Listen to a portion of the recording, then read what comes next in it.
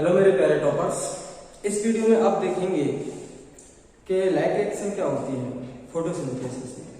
पहले वाली वीडियो में मैं आपको बता चुका हूं कि फोटोसिंथेसिस क्या है, इसके जो डिस्कवरी थी, इससे रिलेटेड जो हमारी डिस्कवरी थी उनके बारे में भी हमने जाना।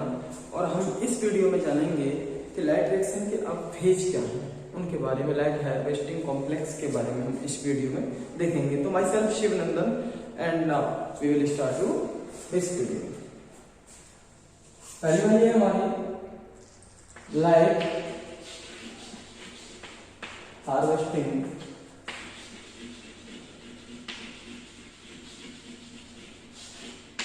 कॉम्प्लेक्स। लाइट हार्वेस्टिंग कॉम्प्लेक्स ये क्या है? लाइट हार्वेस्टिंग कॉम्प्लेक्स जो है लाइट को एब्जॉर्ब करने वाला कॉम्प्लेक्स है। यानी कि ये देखेंगे कि ये हमारे किसमें है, बहुत सारे फोटोसिंथेटिक पिगमेंट्स हैं, बहुत सारे फोटोसिंथेटिक पिगमेंट्स हैं। फोटोसिंथेटिक पिगमेंट्स का मतलब क्लोरोफिल बी है, क्लोरोफिल सी है, जेंथोफिल है, कैरोटिनॉइड्स हैं। ये फोटोसिंथेटिक पिगमेंट्स इनको कहते हैं जो सनलाइट को एब्जॉर्ब करते हैं। उनको हम क्या कहेंगे? फोटोसिंथेटिक पिगमेंट्स कहेंगे। अब सनलाइट अगर यहां से आ रही है, सनलाइट ऐसे आ रही है, तो ये सनलाइट को ट्रैप करते हैं और फाइनली किस पर ट्रांसफर कर देते हैं कि बीच वाले। इसको हम क्या कहेंगे? Reaction centre. इसको हम रिएक्शन सेंटर कहते हैं। ये क्या है? Chlorophyll A. क्लोरोफिल ए है जिसको हम क्या कह रहे हैं? रिएक्शन सेंटर कह रहे हैं। ठीक है, अब ये बात आती है कि ये फाइनली जो लाइट एब्जॉर्ब होकर कहां पर पहुंचती है? क्लोरोफिल ए पर पहुंचती है। ये इधर से लाइट एब्जॉर्ब करेंगे और क्लोरोफिल ए पर रिएक्शन सेंटर पर पहुंचती है और यहां से फाइनल इसका प्रोसीजर आगे बढ़ेगा। फिलहाल हम लाइट हार्वेस्ट कॉम्प्लेक्स की बात कर रहे हैं। लाइट हार्वेस्टिंग कॉम्प्लेक्स बोले तो those complex which absorb to sunlight. Complex which absorb to sunlight. ऐसे कॉम्प्लेक्स जो सनलाइट को एब्जॉर्ब करता है उसको हम क्या कहेंगे? Light harvesting complex. And transfer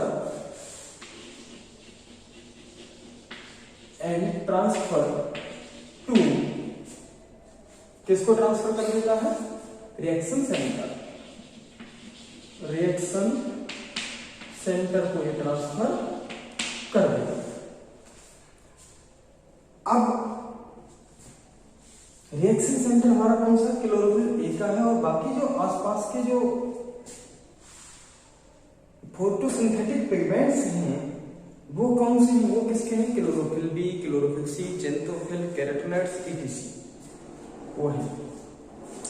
अब यहां पर बात आती है कि ये रिएक्शन सेंटर जो है ये दो तरह का होता है। रिएक्शन सेंटर कितने तरह का होता है? दो तरह का ये होता है। ठीक, फोटो सिस्टम फर्स्ट और photo system second. Reaction centre is two types.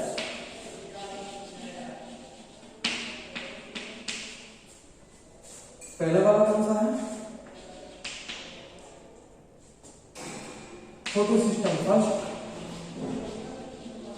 Photo system first. ये पहले वाला फोटो सिस्टम फर्स्ट है।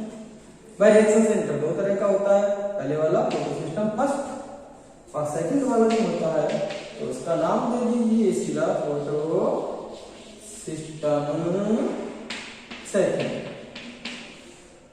तो फोटो सिस्टम जो फर्स्ट है वो 700 mm वेवलेंथ,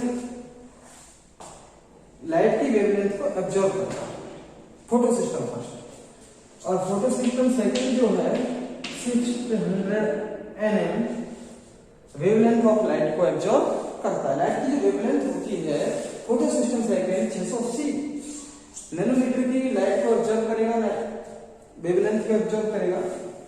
और फोटो सिस्टम फर्स्ट जो 700 नैनोमीटर वेवलेंथ की लाइट को ये एब्जॉर्ब करेगा।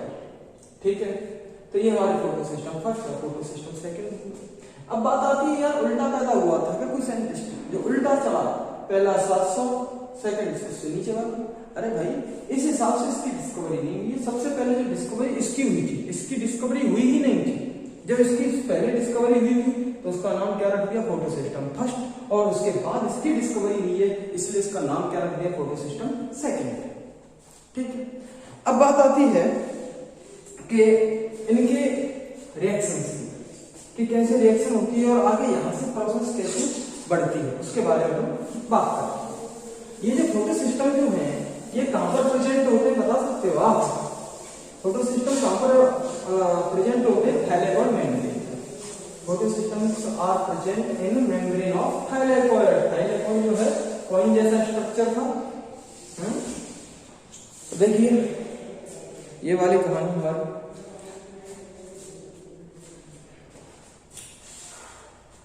एक फोटो सिस्टम हमारा पहला वाला पॉइंट लिख ही लें। चलो मैं बोल रहा हूं आप लिख लेना, लिखो आप। Photosystems are present, photosystems are present in thylakoid membrane. ठीक है, अब देखिए यहां पर थैलेकॉइड मेम्ब्रेन, ये थैलेकॉइड मेम्ब्रेन में बना, बड़ी वाली मेम्ब्रेन खूब चौड़ी बना दी। यहां पर फोटो सिस्टम जो प्रेजेंट है वो फोटो सिस्टम सेकंड प्रेजेंट है। पी सेकंड के नाम से मैं ले रहा हूं, फोटो सिस्टम सेकंड। बोले तो 680 nm वेव लाइट को ये दिखाएगा 680। और यहां पर जो प्रेजेंट है वो कौन सा प्रेजेंट है, फोटो सिस्टम फर्स्ट। ये जो दिखाएगा 700 nm वेव लाइट को एब्जॉर्ब करेगा, सॉरी ये एब्जॉर्ब करेगा 700 nm की वेव लाइट को, और ये जो करेगा 680 वेवलेंथ की लाइट को एब्जॉर्ब करेगा। अब यहां पर सनलाइट आ रहा है, ये सन यहां पे आ रहा है, देखिए पूरा आ रहा है सन। तो यहां से सनलाइट आ रही है, सनलाइट इस पर भी पड़ेगी और सनलाइट इस पर भी पड़ेगी, दोनों पर सनलाइट पड़ेगी। ये बात आप ऐसी से समझ लीजिए, सनलाइट पड़ेगी तो फोटो सिस्टम फर्स्ट पर भी पड़ेगी, फोटो सिस्टम सेकंड पर भी पड़ेगी सनलाइट। ठीक, अब यहां से एक्साइटेड होके, क्योंकि मैंने लास्ट हार्वेस्टिंग कॉम्प्लेक्स में मैंने बताया कि सारी जो सनलाइट है कहां पर जाती है, रिएक्शन सेंटर पे जाती है। रिएक्शन सेंटर जब एक्साइटेड हो जाता है तो उसमें से एक इलेक्ट्रॉन बाहर की तरफ रिलीज होकर जाता है, तो उसमें से इलेक्ट्रॉन निकल जाते हैं। एक नहीं, हम यहाँ पर 2 इलेक्ट्रॉन को लेकर समझेंगे। तो यहां पर इलेक्ट्रॉन्स निकले, इलेक्ट्रॉन्स निकले और इनको इलेक्ट्रॉन्स को इलेक्ट्रॉन एक्सेप्टर है वो इनको रिसीव करेगा, एक्सेप्ट करेगा। इलेक्ट्रॉन एक्सेप्टर जो है, प्राइमरी इलेक्ट्रॉन एक्सेप्टर मान लीजिए आपसे, ये उसको क्या कर लेंगे, रिसीव करेंगे, electron acceptor.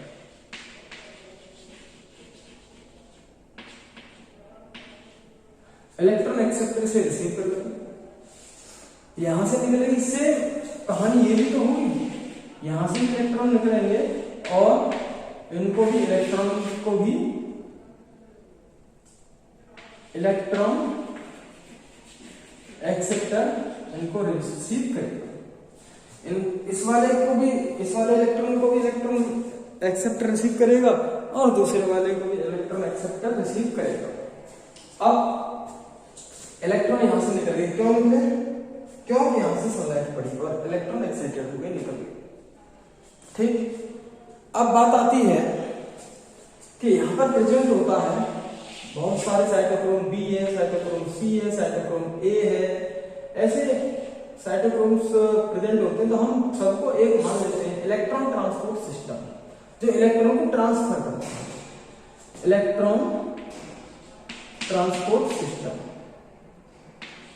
Electron transport system. अब रेडक्स पोटेंशियल पर ये इलेक्ट्रॉन्स जो हैं ये ट्रांसफर करती है यहां, ये इलेक्ट्रॉन्स जो यहां पर ये ट्रांसफर किए जा रहे हैं। तो यहां ये हाई एनर्जी थे, फिर ये लोअर एनर्जी की तरफ आएंगे और लोअर एनर्जी यहां पे आएगी। तो इनकी एनर्जी जब भी तो आएंगे जब इनकी एनर्जी को लो कर दिया जाएगा। फाइनली ये यहां पर आ रहे हैं, यहां पर आ रहे हैं। जब इनकी एनर्जी को यहां पर कम किया जाएगा तो किसकी हेल्प से किया जाएगा? इनकी एनर्जी को ADP प्लस इनऑर्गेनिक फॉस्फेट आएगा और उससे क्या बन जाएगी? ATP बन जाएगी। इसकी एनर्जी को लिया ADP और इनऑर्गेनिक फॉस्फेट ने और उससे क्या बना दिया? ATP बना दिया। ATP यहां बनी। दूसरी वाली बात देखिए कि यहां से जो इलेक्ट्रॉन निकले थे उनकी जगह यहां के इलेक्ट्रॉन ने भर दी। तो यहां तो मामला बिल्कुल बैलेंस आ गया, 2 इलेक्ट्रॉन निकले, दोनों इलेक्ट्रॉन यहां पर आ गए। भले ही किसी और के आए हो लेकिन आ गए। मान लीजिए किसी की जो है वाइफ भाग जाती है तो दूसरे की वाइफ को भगा लाता है, मामला सामान्य बिल्कुल सिंपल था। अब यहां पर इलेक्ट्रॉन एक्सेप्ट है, यहां पर जो इलेक्ट्रॉन गए हैं ये इलेक्ट्रॉन क्या करेंगे? यहां से आएगा NADP, उन इलेक्ट्रॉन्स को लेगा, उन इलेक्ट्रॉन्स को लेगा NADP। क्या बनेगा वो देखेंगे हम। पहले यहां समझ लें कि ये जो स्ट्रक्चर है, बात यहां पर एक आती है कि यहां के इलेक्ट्रॉन गए, यहां पर इलेक्ट्रॉन कौन देगा? क्योंकि यहां से इलेक्ट्रॉन गए इसलिए यहां से दे दिया। तो यहां पर फोटोलिसिस ऑफ वाटर होती है, फोटोलाइसिस ऑफ वाटर, वाटर की फोटोलाइसिस होती है। यानी कि H2 मॉलिक्यूल आता है और 2 में टूट जाता है। एक तो half molecule of O2, half molecule of O2 जाएगा, या फिर एक ये निकले हाफ मॉलिक्यूल ऑफ O2। भाई एक O का एटम निकल जाएगा या फिर O का एटम निकल जाएगा, जो आपकी समझ में आए वो इसे लिख लेना। 2 electrons plus 2 protons plus 2 protons किसकी फॉर्म में होंगे? वो हाइड्रोजन आयंस की फॉर्म में होंगे, प्लस 1 ऑक्सीजन का एटम। ये रिलीज होगा, 2 इलेक्ट्रॉन्स निकलेंगे, 2 प्रोटॉन्स निकलेंगे और 1 ऑक्सीजन का एटम या फिर हाफ मॉलिक्यूल ऑफ ऑक्सीजन। क्योंकि ऑक्सीजन का मॉलिक्यूल होता है तो उसमें 2 ऑक्सीजन के एटम होते हैं, यहाँ पे 1 ऑक्सीजन का एटम है तो हाफ मॉलिक्यूल ऑफ ऑक्सीजन भी कह सकते हैं। तो जब यहां से 2 निकले थे तो 2 की पूर्ति कौन कर देंगे? ये वाले इलेक्ट्रॉन। 2 ये वाले इलेक्ट्रॉन यहां की पूर्ति कर देंगे। यहां से 2 निकल के भाग गए थे ना, वो यहां पर। ऑक्सीजन क्या है? अगर वाला वाटर मॉलिक्यूल मिलेगा तो उसका भी हाफ मॉलिक्यूल आएगा ऑक्सीजन का, आधा उसका आधा इसका, 1 ऑक्सीजन का एटम इसका, 1 ऑक्सीजन का एटम उसका। तो दोनों एटम आपस में मिलकर क्या बनाएंगे? O2 मॉलिक्यूल बनाएंगे और वो ऑक्सीजन यहां से बाहर निकल जाएगी, जो फोटोसिंथेसिस की प्रॉपर्टी है, जिसमें ऑक्सीजन बाहर निकलती है, रिलीज होती है, वो यहां से ऑक्सीजन रिलीज होती है। तो ऑक्सीजन का केस ये आ गया तो ऑक्सीजन बाहर निकल जाएगी। अब ये जो प्रोटॉन बचे, ये प्रोटॉन कहां पर जाएंगे? यहां पर जाएंगे और क्या बना देंगे? इनके इलेक्ट्रॉन के साथ ये प्रोटॉन जाएंगे, क्या बना देंगे? NADP H plus H positive, ये बना देंगे यहां पर। तो हमारी 2 एसिमिलेटरी पावर बनी। पहली वाली कौन सी बनी? एक तो एटीपी बनी और दूसरी वाली कौन सी बनी, NADPH plus plus H positive. ये हमारी दो एसिमिलेटरी पावर बनी, यानी दो ताकत बनी। एनर्जी जो हमारी सनलाइट थी, अब वो केमिकल बॉन्ड्स के फॉर्म में एनर्जी को स्टोर कर लिया गया है। किसके फॉर्म में, एटीपी के फॉर्म में और NADPH इसके फॉर्म में एनर्जी को स्टोर कर दिया गया। इस रिएक्शन को हम क्या कहेंगे, non cyclic reaction, non cyclic reaction. ठीक, इस रिएक्शन को हम क्या कहेंगे, नॉन साइक्लिक रिएक्शन। और इसे ऑल्सो कॉल्ड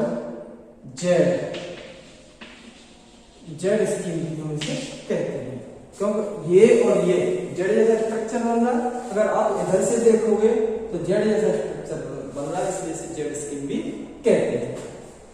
और इसमें आपने देखा कि दो फोटो सिस्टम इन्वॉल्व है, फोटो सिस्टम फर्स्ट और photo system second. Assimilatory power जो बन रही है वो किसके फॉर्म में बन रही है, एटीपी और NADP के फॉर्म में। दूसरा पॉइंट। तीसरा वाला पॉइंट कि इसमें वाटर टूट रहा है और ऑक्सीजन निकल रही है। तीसरा पॉइंट समझ आ गया। अच्छा, इसलिए इसे क्या कहेंगे, हम नॉन साइक्लिक रिएक्शन कहते हैं। तो ये हमारी फोटोसिंथेसिस की दो फेज होती है। अब यहाँ पर मैं हल्का सा पीछे जा रहा हूं आपको, जिससे कि आपको अब कंसेप्ट बैठ गया होगा। तो एक बात याद रखें, फोटोसिंथेसिस में दो फेज होती है, एक लाइट फेज और एक डार्क फेज। फोटोसिंथेसिस यहां पर अगर अलग हेडिंग डालेंगे,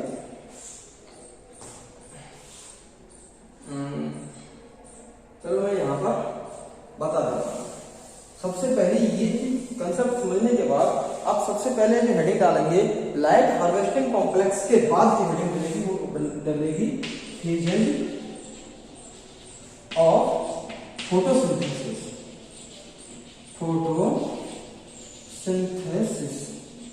फोटोसिंथेसिस की फेज पहली वाली जो होती है लाइट रिएक्शन,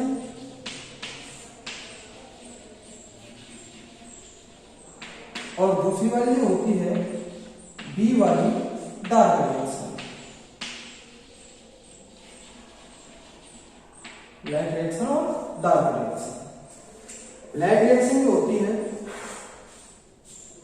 ये जो लाइट रिएक्शन जो होती है इसमें दो प्रोसेस होती हैं, एक नॉन साइक्लिक रिएक्शन और दूसरी वाली क्या होगी, साइक्लिक रिएक्शन।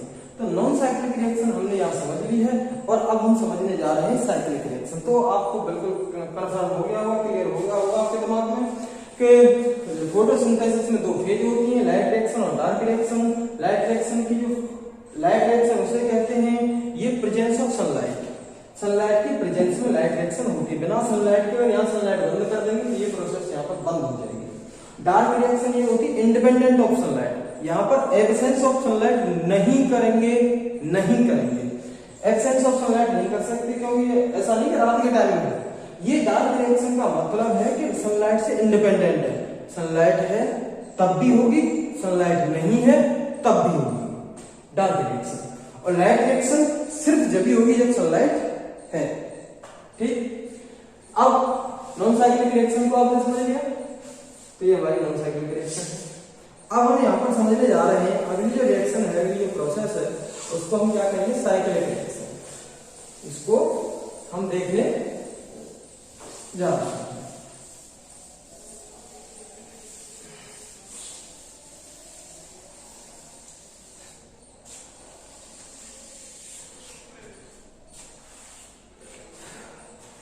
साइक्लिक रिएक्शन,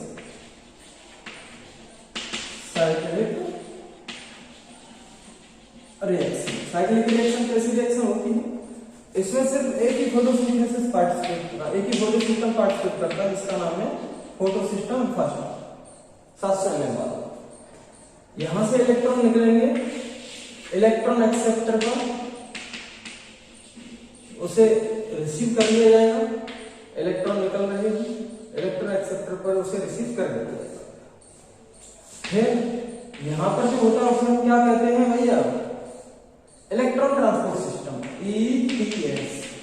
और इलेक्ट्रॉन ट्रांसपोर्ट सिस्टम है, इलेक्ट्रॉन ट्रांसपोर्ट सिस्टम के थ्रू ये इलेक्ट्रॉन की एनर्जी कम होते हुए ये यहाँ पर आएंगे। तो यहाँ पर आएंगे तो उस प्रोसेस में क्या होगा, ADP आएगा, इनऑर्गेनिक फॉस्फेट के साथ क्या फॉर्मेशन हो जाएगा, ATP बन जाएगा।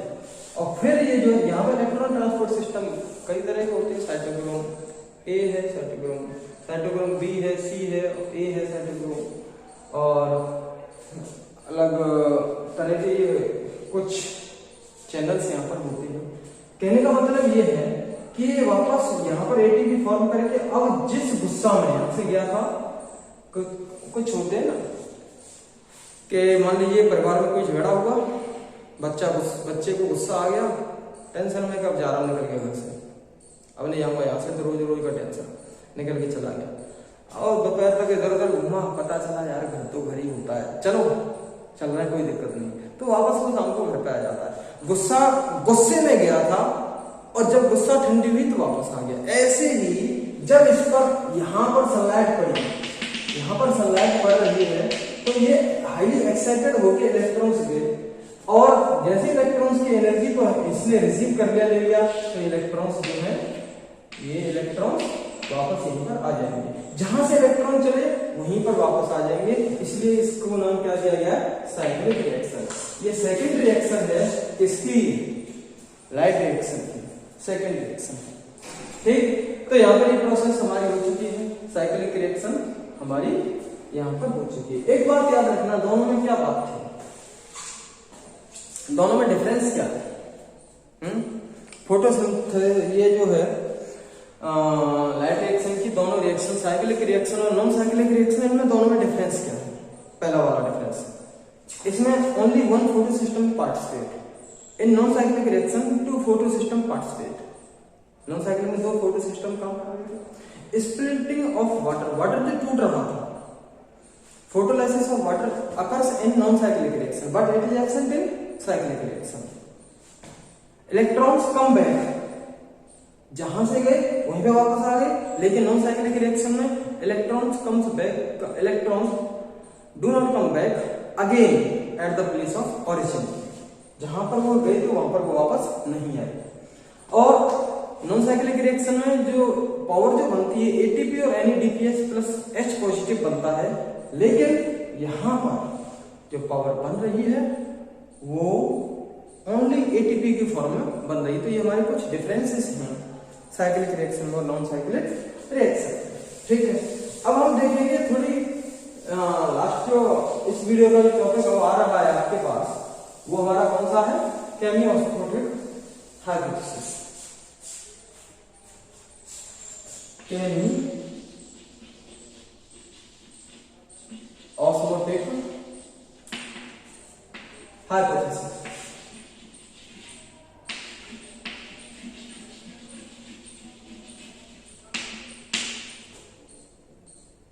केमियोस्मोटिक हाइपोथेसिस, ये हमारा पॉइंट आ रहा है।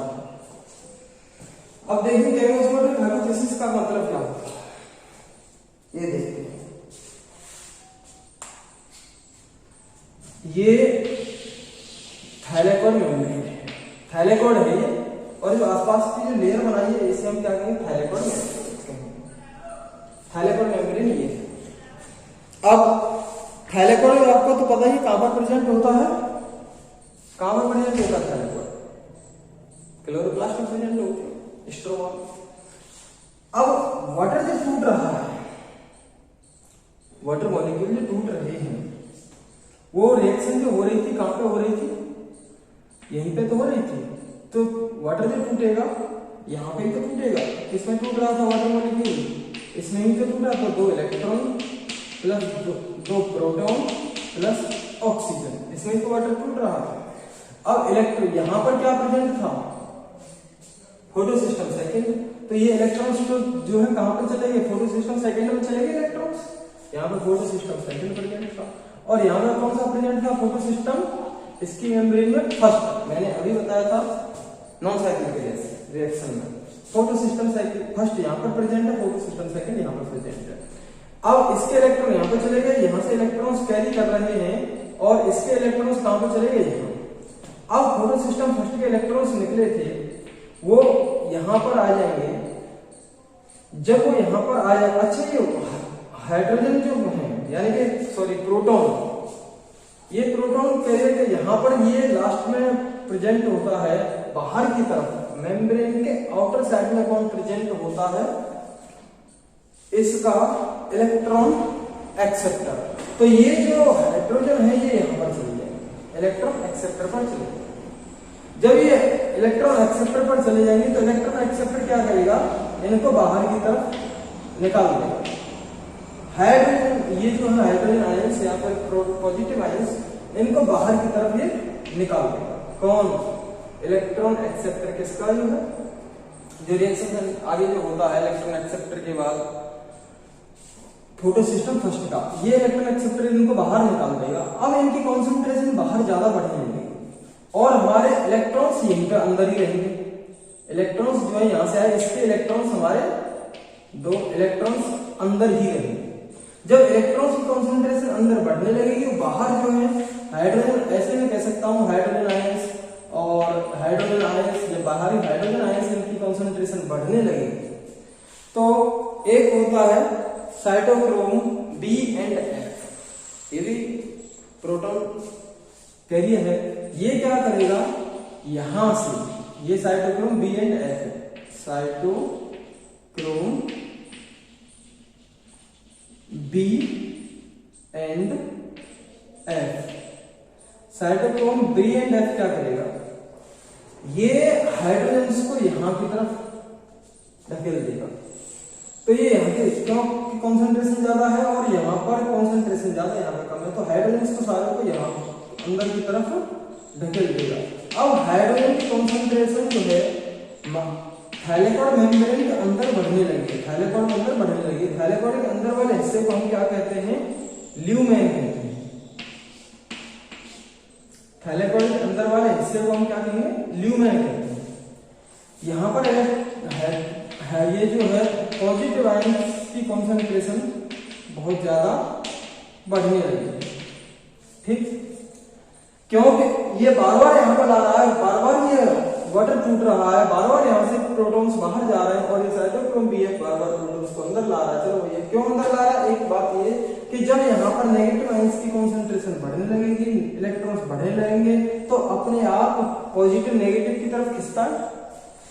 भैया ऐसा मैं ये आपको पहले पता होगा, पॉजिटिव चार्ज को दूर करता है, रिपेल करता है, और पॉजिटिव चार्ज नेगेटिव चार्ज को अट्रैक्ट करता है, ठीक। तो यहाँ पर देखिए, तो जब यहाँ पे नेगेटिव बढ़ने लगेंगे तो बाहर से पॉजिटिव अट्रैक्ट होगा नेगेटिव की तरफ, तो हाइड्रोजन फर्दर यहाँ पर आते चले जाएंगे। जब यहाँ पर हाइड्रोजन आयंस की कंसेंट्रेशन बहुत ज्यादा बढ़ जाएगी, बाहर की तरफ हाइड्रोजन आयंस बहुत कम है या नहीं है और अंदर हाइड्रोजन आयंस बहुत ज्यादा है, तो कॉन्सेंट्रेशन ग्रेडियंट डेवलप होगा। Molecules move from higher concentration to lower concentration. यहाँ से मॉलिक्यूल्स ये जो है आयंस जो है यहाँ से बाहर की तरफ भागने लगेंगे। जब यहाँ से बाहर की तरफ भागने लगेंगे तो इनको रास्ता कोई मिलेगा नहीं, एक रास्ता मिलेगा जिसको हम क्या कहते हैं, F1 पार्टिकल कहते हैं।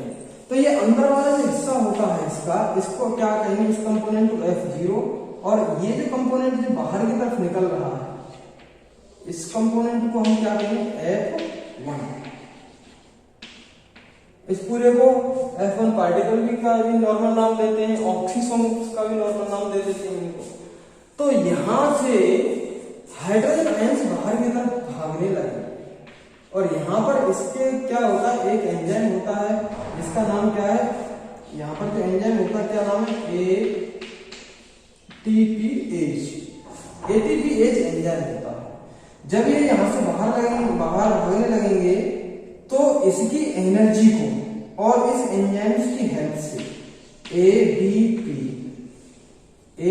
प्लस इनऑर्गेनिक फॉस्फेट निकलेगा और इस एंजाइम की हेल्प से और इसकी एनर्जी की हेल्प से ADP IP से जुड़कर क्या बन जाएगा, ATP बन जाएगा और ये हाइड्रोजन आयंस बाहर भाग जाएगा। तो यहाँ पर ATP की फॉर्मेशन होती है। कैल्शियम ऑस्मोटिक हाइपोथेसिस ATP की फॉर्मेशन को ही शो करती है। सेमी ऑस्मोटिक हाइपोथेसिस का मतलब फॉर्मेशन ऑफ एटीपी। जब ये एटीपी लाइट की प्रेजेंस में हो रही है तो इसे फॉस्फोरिलेशन कहते हैं, और खाली सिंपल एटीपी बिना लाइट के बन रही है तो इसे सिर्फ फॉस्फोरिलेशन कहते हैं। ठीक है, तो ये हमारी केमी ऑस्मोटिक हाइपोथेसिस थी। ये जो है स्ट्रक्चर ये थैलेकोइडल स्ट्रक्चर था, थैलेकोइडल स्ट्रक्चर था। इसको मैं दोबारा बता रहा हूं, इसे एक बार रिवीजन कर लें। हमने नॉन साइक्लिक रिएक्शन जो देखी थी वो ये थी कि फोटो सिस्टम फर्स्ट यहाँ पर प्रेजेंट होता है, फोटो सिस्टम सेकंड यहाँ पर प्रेजेंट होता है। यहाँ से 2 इलेक्ट्रॉन निकल रहे थे और इलेक्ट्रॉन एक्सेप्टर के थ्रू वो कहां पर पहुंचे, इलेक्ट्रॉन ट्रांसपोर्ट सिस्टम पर पहुंचे, फिर वो फाइनली कहां पर पहुंच गए, फोटो सिस्टम फर्स्ट पर पहुंच गए। फोटो सिस्टम फर्स्ट के इलेक्ट्रॉन्स निकले थे और इलेक्ट्रॉन एक्सेप्टर पर वो पहुंच गए थे। यहाँ पर इसके 2 पॉजिटिव आयंस को ले लिया जाएगा और 2 इलेक्ट्रॉन्स यहाँ पर पहले से प्रेजेंट हैं, लेकिन इलेक्ट्रॉन्स तो अंदर ही रहेंगे और पॉजिटिव आयंस को NADPH+ H पॉजिटिव के फॉर्म में बाहर भेज दिया जाता है। जब ये पॉजिटिव आयंस यहाँ पर बाहर चले जाएंगे तो यहाँ से बाहर ये जो साइटोक्रोम B एंड F एक पिगमेंट है, ये इनको क्या कर लेगा, अंदर की तरफ ढकेल देगा। जब हाइड्रोजन आयंस की कंसंट्रेशन अंदर ज्यादा होने लगेगी, ये बाहर की तरफ भागने की कोशिश करेंगे, तो ये F1 पार्टिकल के थ्रू ही बाहर निकलेंगे। F1 पार्टिकल में 2 इसके पार्ट होते हैं, F0 और F1, 2 इसके कंपोनेंट होते हैं। F0 जो है इसकी मेम्ब्रेन में धंसा हुआ पार्ट होता है, ये वाला जो है ना नीचे वाला F0 पार्टिकल, F0 पार्ट है इसका। अब यहाँ पर एटीपीएज एंजाइम पाया जाता है और एटीपीएज एंजाइम की हेल्प से और इसकी एनर्जी की हेल्प से एडीपी और इनऑर्गेनिक फॉस्फेट मिलकर क्या बना देते हैं, एटीपी बना देते हैं। यही हमारी केमी ऑस्मोटिक हाइपोथेसिस शो करती है। अच्छा सुनो, सब्सक्राइब करते वक्त ना घंटी बजा देना, ताकि जब मैं ऑनलाइन आऊं तो तुम्हारे फोन की भी घंटी बजे।